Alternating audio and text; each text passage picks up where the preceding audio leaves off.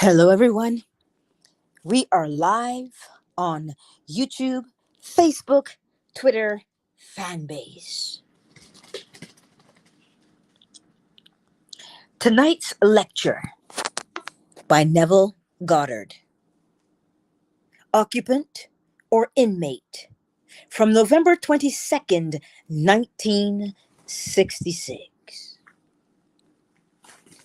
An occupant established title to property by dwelling in it and is free to come and go as he chooses. An inmate is confined. Whether it be a prison or asylum, the inmate is restrained by law. Yet he is just as free as the occupant, but he does not know it. Now, Christ is what God means by man. And if you know who Christ is, then you will know that Christ is what man means by God. Christ in you is the hope of glory. Therefore, let us make man in our image, as Christ is the image of the invisible God. So Christ, your own wonderful human imagination, is what God means by man. And when man speaks of God, he is speaking of his own wonderful human imagination, tying them together by saying God is man and man is God. They are truly one. For tonight, I'm going to try to show you the difference between the two and how they are both free but do not know it. In the beginning of the book of John, Jesus is asked, "Where do you live?" And he answers, "Come and see." Now, if I invite you to follow me as I move toward my dwelling place, you would have to move, so there would be motion. We are always dwelling in and thinking from a state of consciousness. Do you know where you dwell? It is the place, the state to which you consciously return. That is your dwelling place. A lady calls me time and time again, telling me how the people in her office do not like her. She moves to another job, only to call again to tell how the people in this office have turned against her. Finding another job, the same story is repeated. When I ask how she knows they don't like her, she tells me how they get in a corner and whisper about her. She is so convinced that this is true that she goes from job to job to job, finding only those who dislike her. And although I tell her that the world is all imagination, she cannot believe it. But I tell you, the world without, which appears so very real, is a world of imagination. Imagine people are against you, that they are constantly talking about you, and you will go from job to job and watch the same experiences repeat themselves. For people are only personifying your thoughts. So, where are you dwelling? Tonight, I want to show you how to move, how to occupy a state and not be its inmate. Every state, regardless of what it is waiting for occupancy. The great tragedy of the world is perpetual construction, deferred occupancy. Construct your dream state in your mind's eye. And regardless of what the world may tell you, say to yourself, it can be. It can be. You may not have the educational background, be in the proper social circle, have the finances needed to fulfill your desire. But if you move in and occupy the state in your imagination, thinking from its fulfillment, the world will personify your thoughts and objectify the state you have occupied. Now, listen to these words from the 10th of Matthew. Do not think that I came to bring peace upon the earth. I came not to bring peace, but a sword, to set a man against his father, a daughter against her mother, and a daughter-in-law against her mother-in-law. For a man's enemies are those of his own household. These words are everlastingly true. You have no enemy other than that of your own household. Your father, mother, daughter, daughter-in-law, or mother-in-law are not your household. They are your inmates. Your household is your imagination, where all your enemies live. Personified as your fellow workers, neighbors, those you meet during the day, the thieves who steal your purse, their life is in you. Your thoughts are your enemies, for the world is your thoughts pushed out. May I tell you how wonderful it is to receive your letters, that I may share your dreams and experiences with others? I will share one letter with you now. This lady writes, due to a long illness, I began to feel insecure, so I went to bed assuming that I am now very secure. That night, I dreamed I was with a little child and an elderly woman. Seeing something he desired, the child began to complain, saying it was too expensive and it would cost $250,000.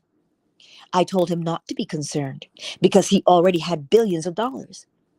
As we started to leave, the lady resisted, saying it was too dark outside. But I told her it would be all right because I had a light. As I spoke, the wall opened and we moved into another room filled with a wonderful blue light.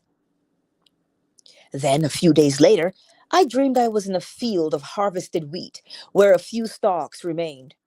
Then I saw 3 buffalo coming toward me, and although I was not afraid of them, I hid. And as I was hiding, I awoke. In the 14th and 15th chapter of Deuteronomy, we are told, when you reap your harvest in the field, do not muzzle the ox, but allow him to take what he will. After the harvest, do not return for a forgotten sheaf, but leave it for the sojourner, the fatherless, and the widow.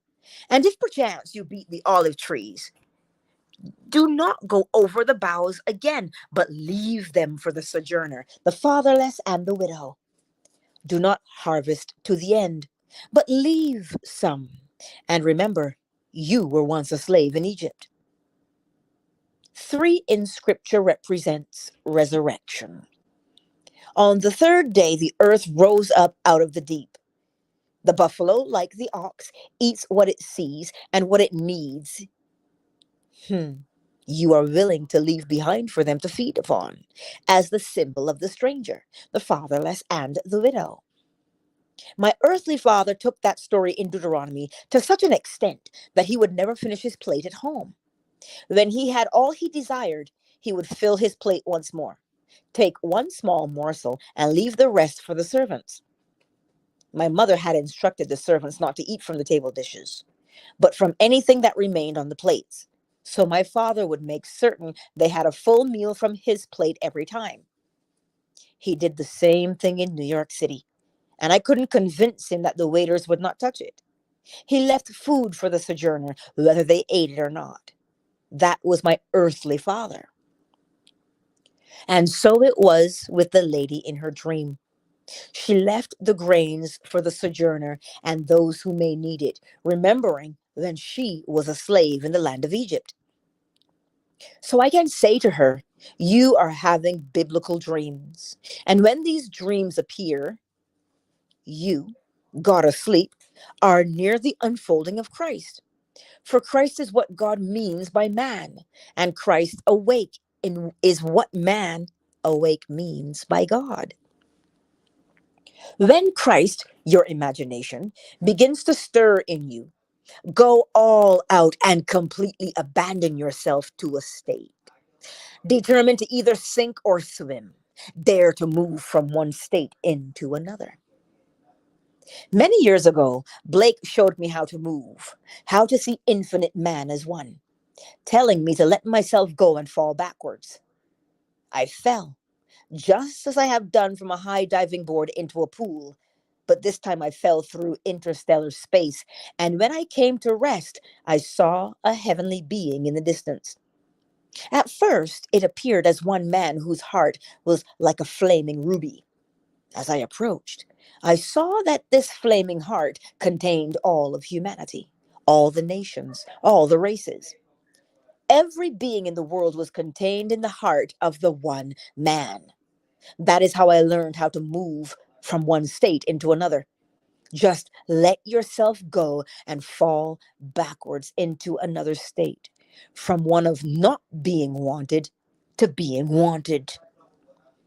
Now, another lady writes, saying, in my dream, I came upon scene after scene, each changing as I approached it. I could see the scene, and as I thought, the scene rearranged itself to outpicture my thoughts. Then I realized I was the cause of its change. Now I realize that even while I am dreaming, I am doing. Filled with joy because she had remembered the principle of revision while dreaming, she sat at the breakfast table having coffee when she heard a voice within her say, move into the state of love. Then the room began to recede, and she felt herself falling backwards. The sensation was so great, she broke the feeling, and the room returned to normalcy once again. She regretted her action immediately, but confessed, now I know how to move. If you know how to move, you are free. So are you occupying your present state or its inmate? If you are its occupant, you can move and be other than what you are now. But you must be willing to fall asleep in the desired state and carry it into dream where it becomes natural. Then, dwelling in that new state of consciousness day after day, the world will pick up the atmosphere of your dream and fulfill it. Do not ask anyone to help you. Just occupy your desired state knowingly, not unknowingly as before. Blake saw it so clearly, saying, I do not consider the just or the wicked to be in a supreme state, but to be every one of them in states of the sleep which the soul may fall into its deadly dream of good and evil. Now, Blake never used a word in a loose manner. When he spoke of falling into, he meant exactly that. Desiring to see the one man containing all, he told me to fall backwards, and I did. Everyone can do it.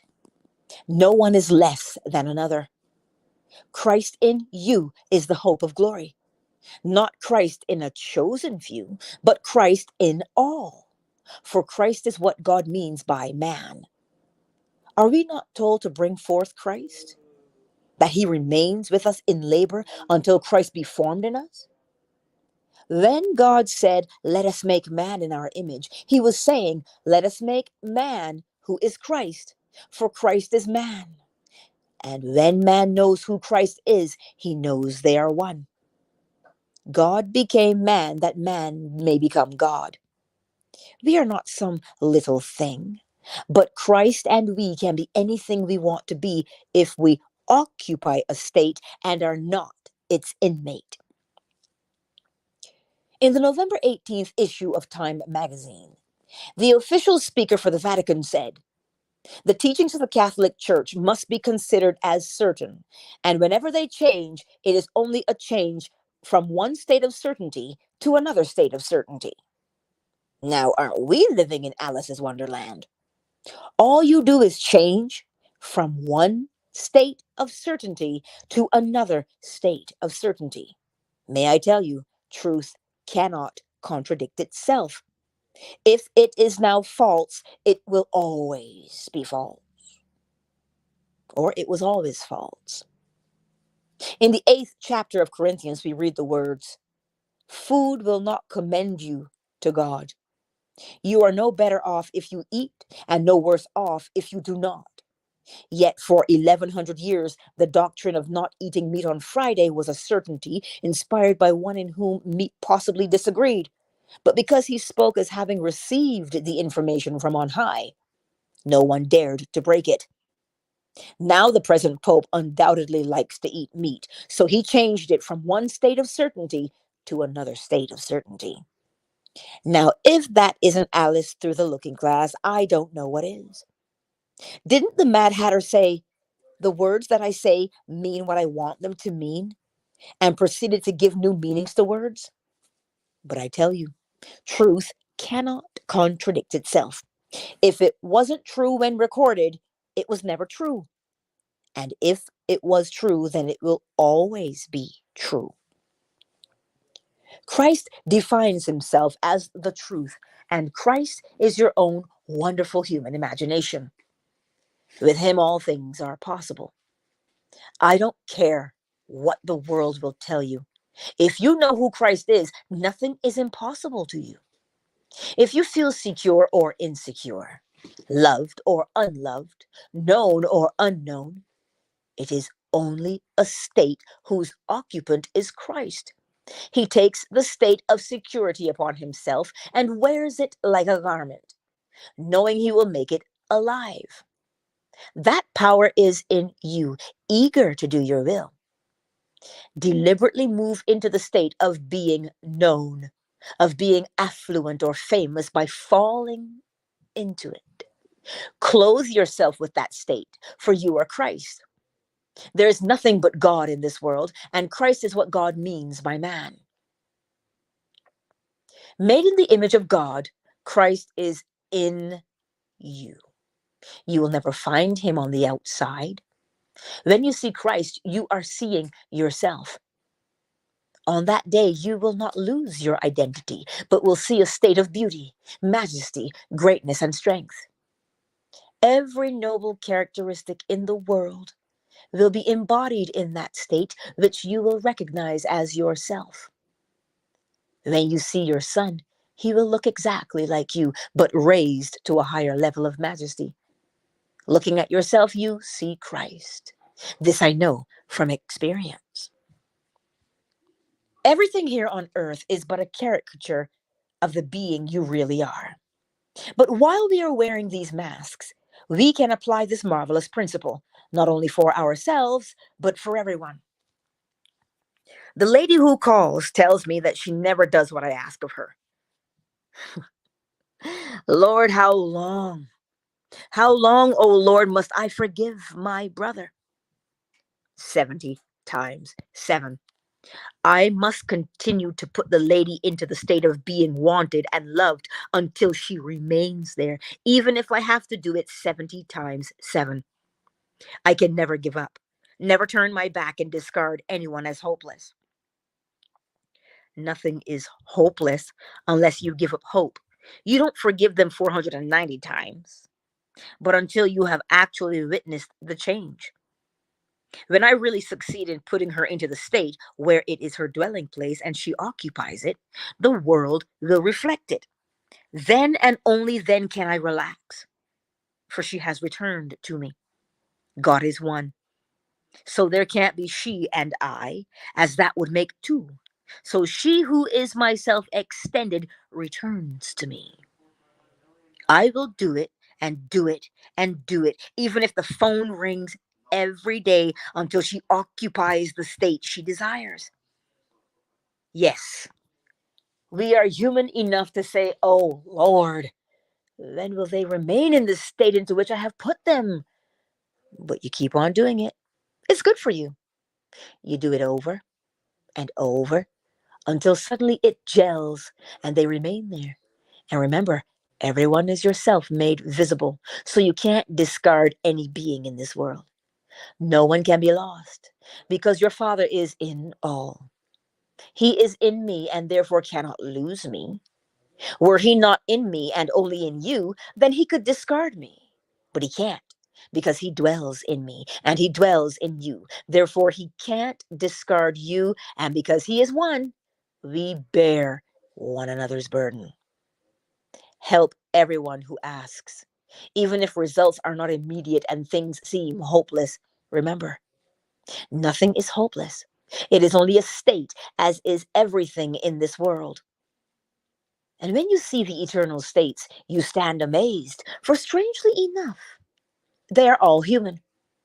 Every state I have ever seen is personified. Hope, love, faith, all personified. So tonight, take me seriously. Occupy a state. Don't become its inmate. You are wearing a garment of death, and while here, you are rooted in hell. Aspire to heaven and flower on earth as the entire drama of God unfolds within you. Then the garment is taken off, the burden is removed, and you are set free, knowing I am in the world, but not of it. So be of good cheer. I have overcome the world. In the world you have tribulation, for you are rooted in hell, the region of fear. But aspiring to heaven, the realm of hope that God's dream of making you in his image is successful, the two are married, producing vision, which unfolds within you like a flower as scripture is fulfilled. The world is made up of states, all states of the soul, which sometimes play the part of the fool, other times the wisest of men. But no mortal eye can see the occupant of the state, only the garment he wears. No mortal eye can see the garment I wear, for it is the body of the risen Christ. I am now one with Christ, and Christ is God, and there is nothing but God. Therefore, there is nothing but Christ. Fused with that risen body, you are one forever with the body of love. Yet walk the earth as a mortal man until every little bud unfolds. So tonight, learn how to move.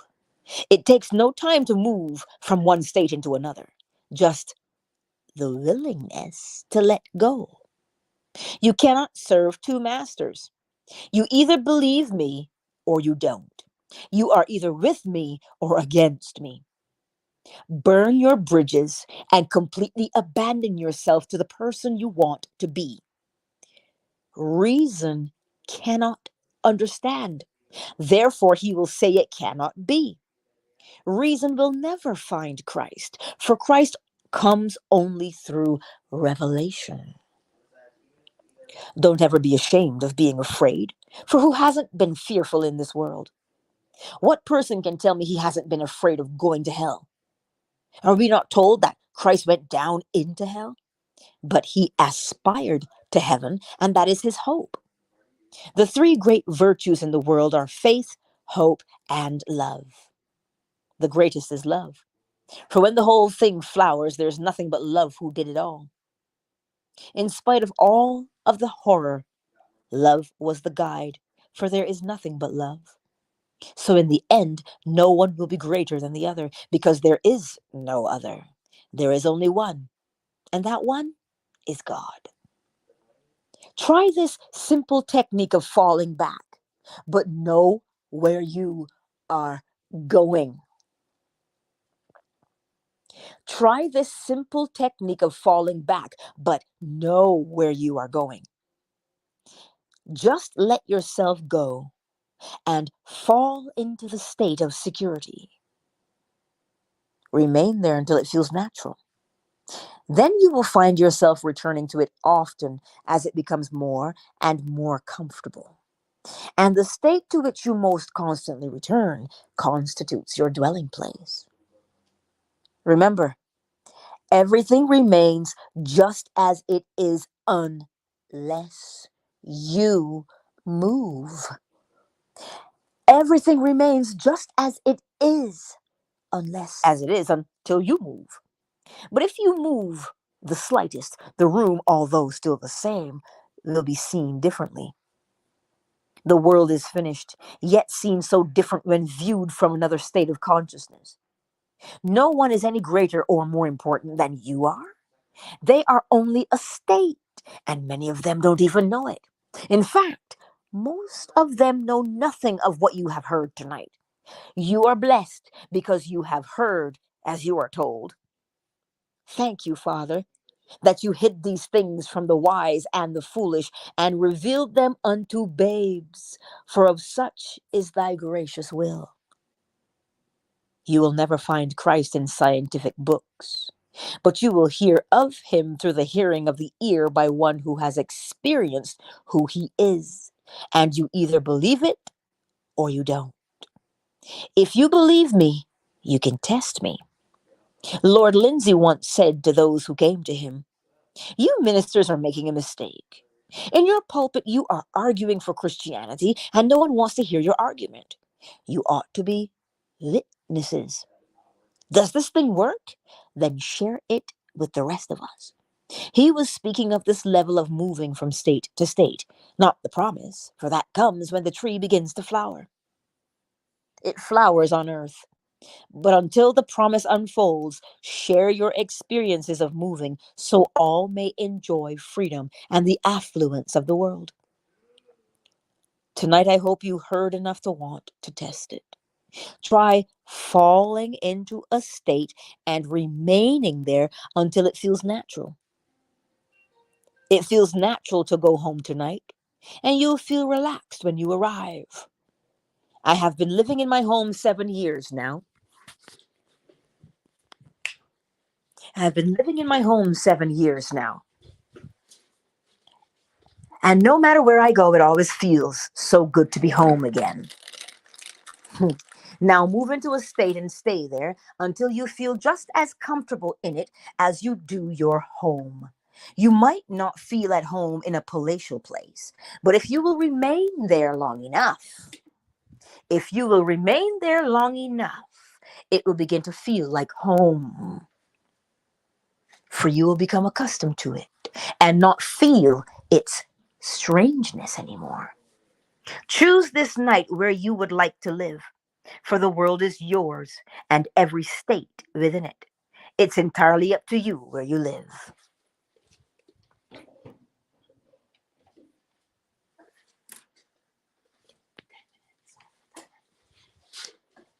Now, I trust, because that phrase, fall into it. Fall into it. You see, we sometimes want to, that, here's the image that just popped into my head. You know where you have your friend and you say, catch me, and you fall back into their arms? That part. All you say is catch me. And allow yourself to just go limp and just fall into that state. But remember what he said. Before you fall into a state, where do you want to go? Choose. So security. And he gave you, let me read it to you again. I have been living in my home for 7 years now. And no matter where I go, it always feels so good to be home again. Now, move into a state and stay there until you feel just as comfortable in it as you do your home. So, you know how good it feels when you get home from work. You like, you take your shoes off, you take your pants off, you take your shirt off, you just let it all hang out. Because why? You feel absolutely relaxed and comfortable there because it is familiar to you. So that same sensation he's telling you, see how comfortable you feel at home. Allow that state that you consistently fall into. Allow that to feel as if you are home. That's what he's saying to you. And he says, if you remain there long enough, it will begin to feel like home. For you will become accustomed to it and not feel its strangeness anymore. You won't feel its strangeness anymore. Because when you start doing it for the first time, you're like, well, this feels awkward. And you do it again, and you do it again, and it starts to feel less and less awkward. That's what he's saying to us tonight. So, who's here tonight? Hello, Marjorie, darling. Hey, Oracle Treehouse. Shea Butter Cyber. You're the ones who've made yourselves known. Right here on YouTube. I don't know who's on Facebook or Twitter. Let's see who's on Fanbase. KZ is here. Listen, it's Friday night and things are popping. But the replay is always available. Hey there. Hey, hey. A change of dwelling place is something I've been trying hard to achieve. What did Neville say? He said what? Say it, Cyber. He said fall. So do we have to try to fall, or do we just go limp and fall? I'm just curious. this is this is a new phrase for me. Just fall into it. You know, have you ever been to a hotel? You know how the king size beds are in hotels, and you allow yourself to just fall right back into it. You don't even care. And you just allow that pillowy softness to catch you. And you're like, ooh, this is nice. You just fell into it. You didn't have to try to fall into the bed. You just allowed yourself to fall right back without hesitation, without a care. Select your state and just fall into it. That's what we do, right? So tonight, Cyber, Neville says we don't have to try. We just have to fall back into it. Let's see if I can do that right now on the shades. Hang on.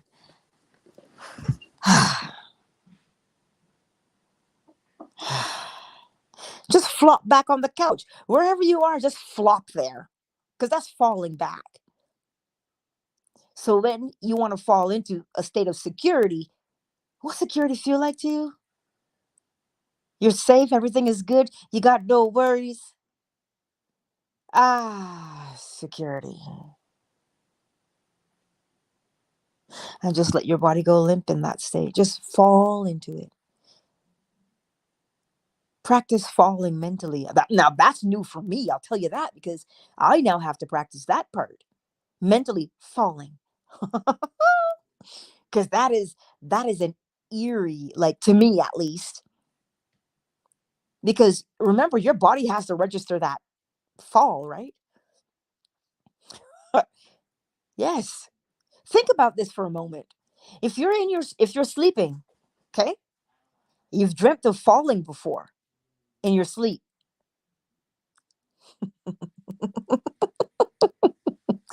You were falling in your dream. You were not conscious, you were unconscious, but your body said, "Oh, we're falling," and you jumped. Yeah. See, I keep telling you, the body is registering every thought that you return to consistently and persistently. So if you practice falling mentally, your body's going to feel that. So if you're going to practice falling mentally, may I gently suggest laying on your bed or the couch or the floor if you're going to practice falling, because your body thinks you're falling. Yeah. Wow. See, that was fun. Hey, Miss Deborah. But yeah, that concludes the lecture for tonight. So what are we going to practice? We're going to practice remaining in that state, like he says. When you get home and you feel so good and you're relaxed and it's familiar. Well, the state that you continually practice falling into, and you see you're not falling into it with your eyes shut. No, you are deliberate when you lean back and lean back. You're deliberate about that. Because how do you know you're deliberate? Because you've chosen the state you want to fall into. Think about how many times we say, "Oh my God, I just fell in love." You let yourself go. You abandoned everything. You just surrendered. And so that is all there is tonight, my beautiful friends. Practice. Yes, Oracle Treehouse. Practicing mentally falling. You were just thinking of that? Yeah, then you fall asleep. That's what you're doing. You just lay there and you allow yourself to do it, don't you? You surrender. So as you put your head on your pillow, state of security selected. State of peace selected. Select your state. And as you lean back on your bed, entering the state of and you name it and surrender to it. Over and over and over and over until you're like, oh, snap. I know what that is. I'm home. Right? Anywho, y'alls. Well, Oracle Treehouse, what you can do, the same way you tell yourself, wake me up at 7 o'clock, right? The same way you can tell yourself to wake you up at 7 o'clock, you can tell yourself, okay, I know I'm going to be falling in my dream tonight. I am perfectly safe. Let the fall happen. I'm falling on a cloud. I'm falling on a down comforter. Decide where you want to fall and just remind your body, we're falling tonight in our sleep, but we're falling onto very soft feathers. We're falling into leaves. We're falling onto the bed. Decide upon that before you fall asleep. Why? Because when man enters sleep, he does not have control anymore. This is what Neville says. I'm paraphrasing, but that's what he says. Man is given his instructions when he sleeps. That's what he's saying.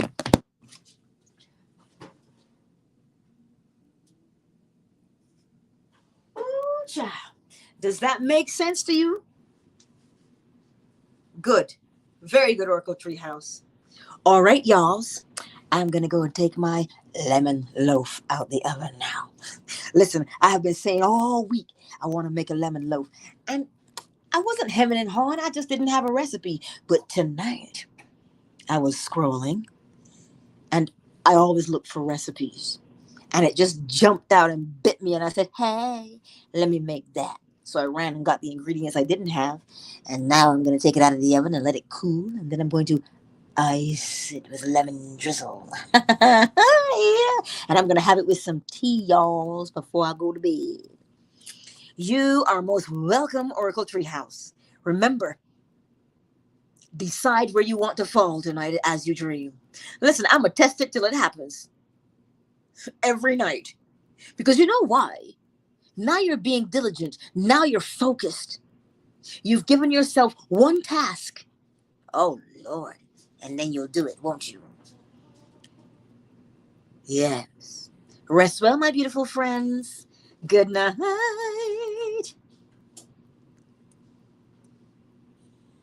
Thanks, Angel. You're so welcome, lovely KZ. You're welcome.